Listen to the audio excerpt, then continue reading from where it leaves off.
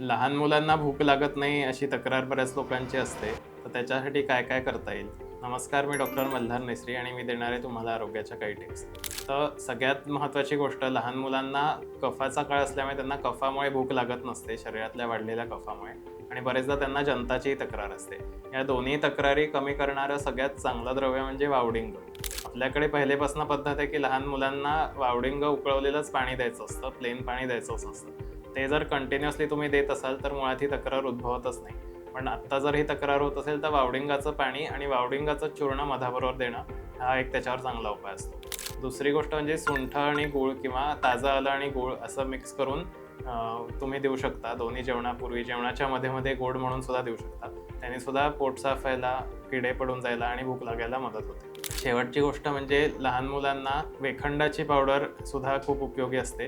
ती वरनं टाळूला लावली एकदम लहान बाळांना तरी त्याचा फायदा सर्दी कमी होऊन भूक वाढण्यासाठी होतो. शिवाय ती थोडी थोडी पोटात तुम्ही जेवणात टाकूनही देऊ शकता, मधाबरोबरही देऊ शकता. या सगळ्या गोष्टींनी हळूहळू बाळांची भूक वाढते आणि कफ कमी होतो. अशाच आरोग्याच्या टिप्ससाठी फॉलो करा मेधामृत आयुर्वेद.